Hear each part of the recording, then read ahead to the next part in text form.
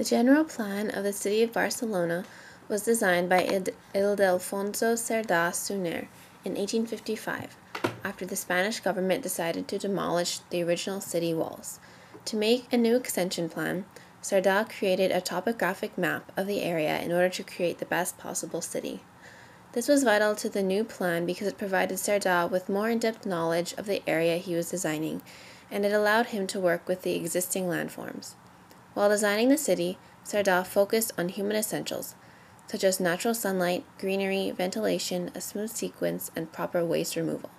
Because this was the first city plan in Spain that incorporated all of these features on such a large scale, the term urbanización or urbanization was created for Cerda's work. Cerda also focused on trying to create a city that could maintain a large population successfully. At the time, with 900 people per 10,000 square miles, the city was overcrowded and had unhealthy living conditions.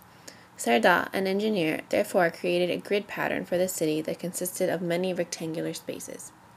While it seems like a simple plan, his design provided stability and balance that was successful not only in the late 1800s, but that is still thriving today.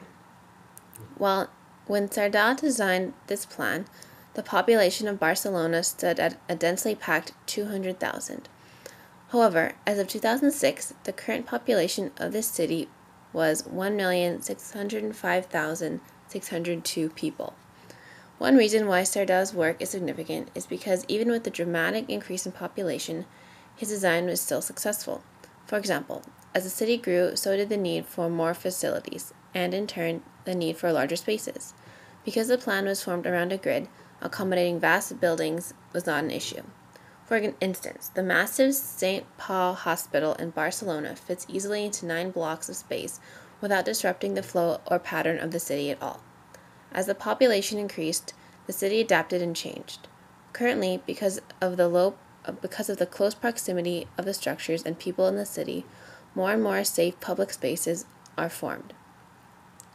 Although Cerda perhaps did not design his grid for these types of spaces, the fact that his work allows for change shows just how significant his plan is to the city of Barcelona.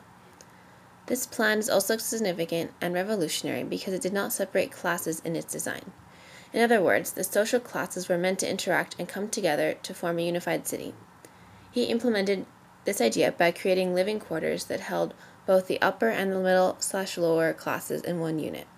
For example, the first floor of a building was more lavish, consisted of a garden area, and was meant for the bourgeoisie class.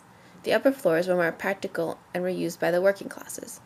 This tactic successfully merged the city's social classes together and allowed for communication and integration that created a unique city atmosphere. Cerda's Barcelona plan proves the point that sometimes the most simple plan is the most effective and most sustainable. Other than a few additions that were made to the city, his basic design is still intact. His ability to successfully use a limited amount of space in a densely populated city shows that his grid design was truly revolutionary.